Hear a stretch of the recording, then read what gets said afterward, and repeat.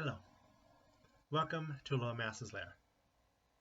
I'm your Loremaster, here today for another look at the planets of Galorian's solar system, the Pact Worlds.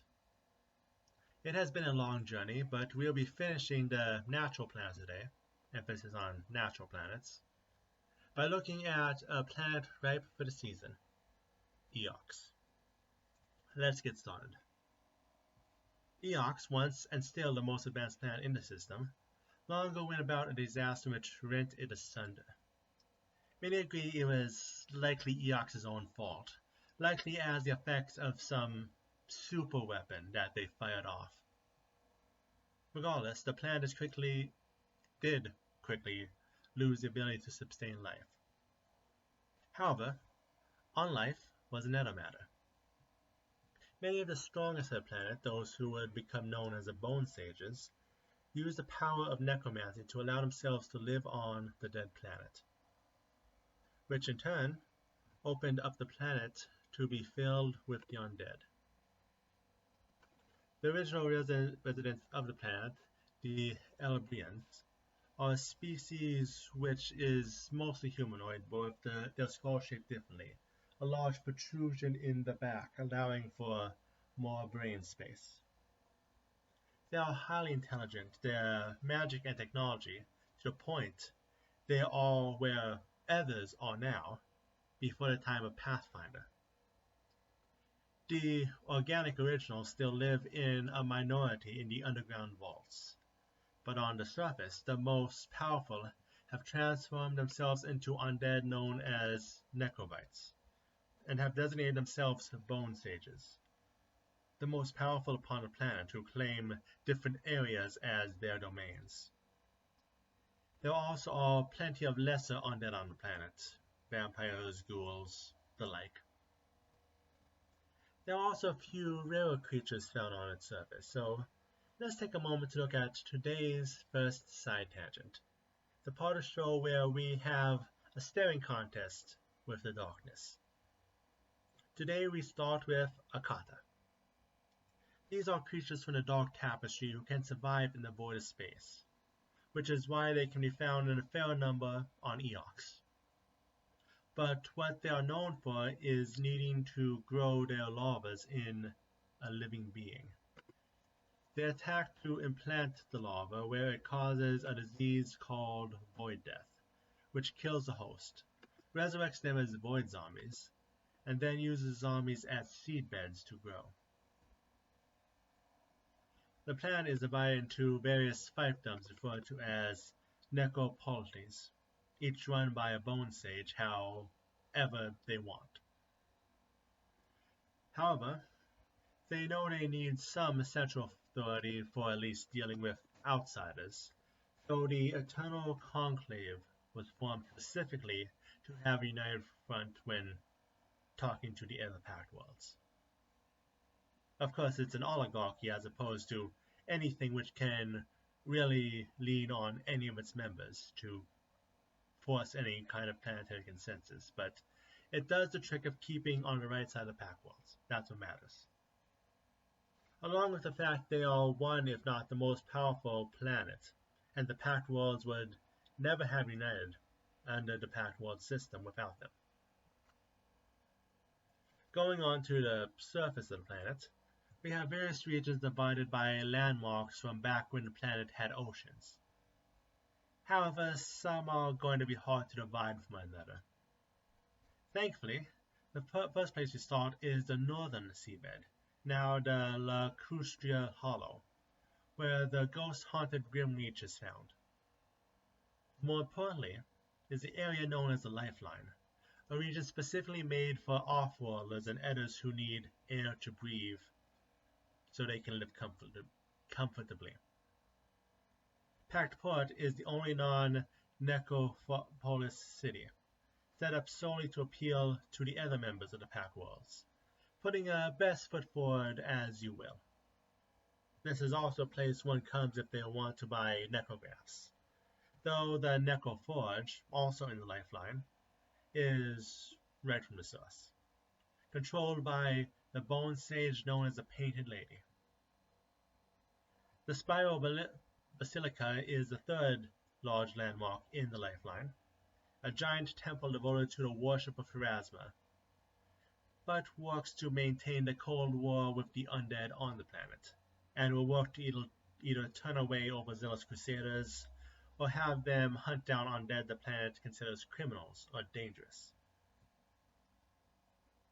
Finally, Orbron is a city which predates the Lifeline, but its ruler Crethariel Heifer has long become more mechanical than undead, and is happy to invite scholars from off-world to study in his own personal archives.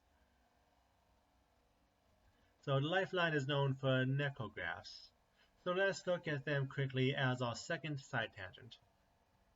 Necrographs are the use of undead organs or necromantic rituals to augment a body, as opposed to using technology.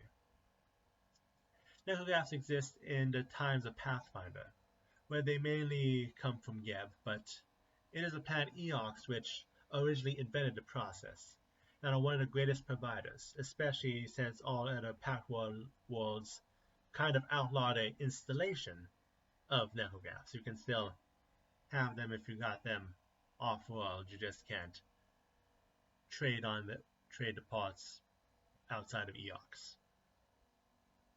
Some get the grafts out of necessity, them often being cheaper than living replacements, but some see them as a radical form of augmentation.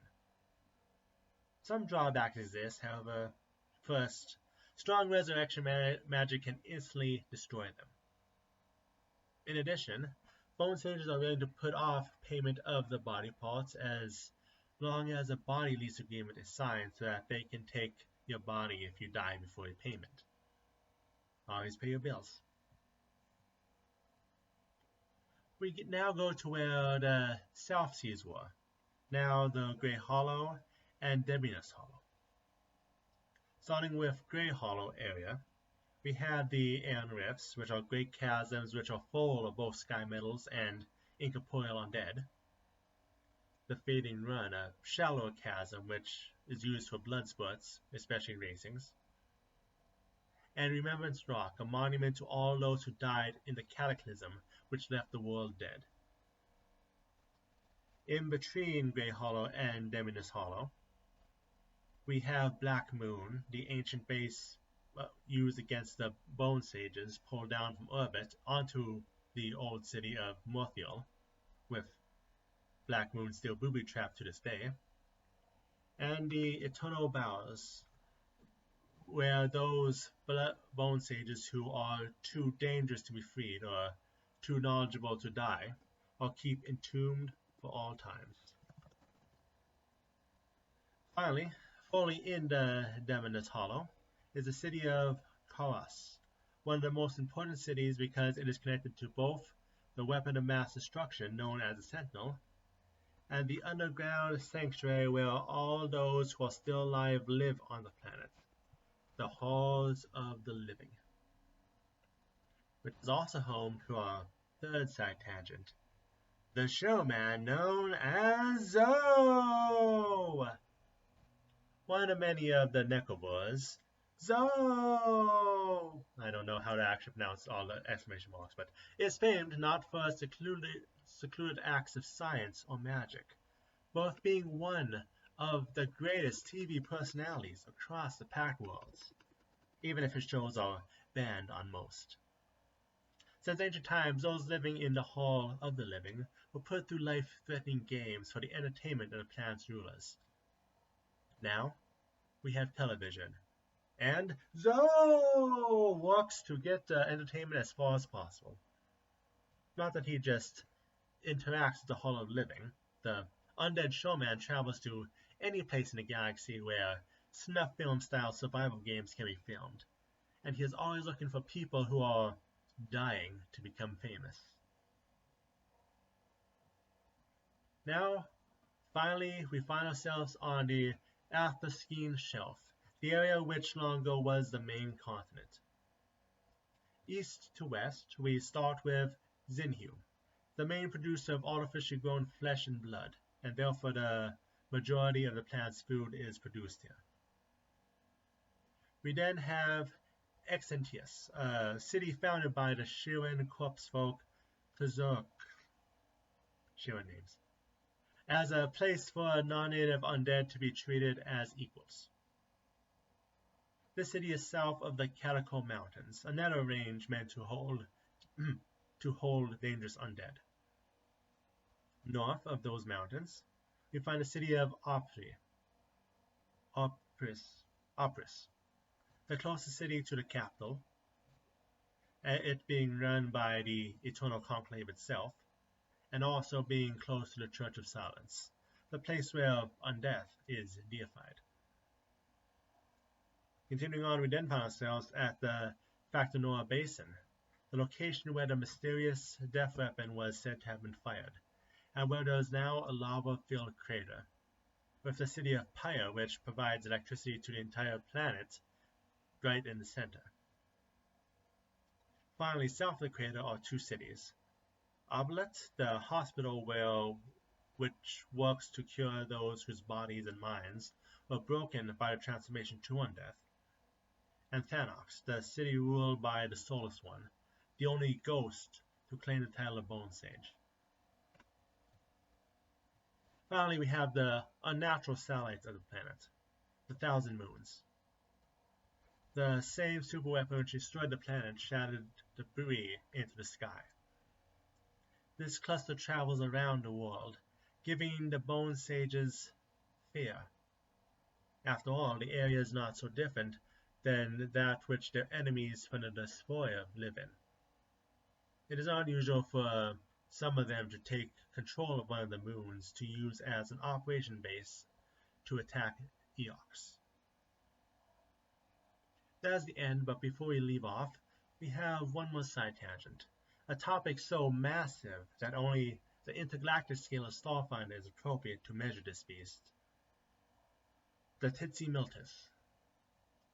Named for the evil star deities in Aztec mythology, the giant undead skeletons have a variety of backstories put forth, but none confirmed.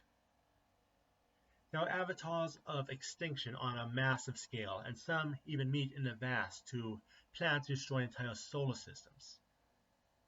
They are also known to have their bones used in the creation of weapons, and are even willing to give them to known allies, like some found on Eox. Which brings us to the end of today's video.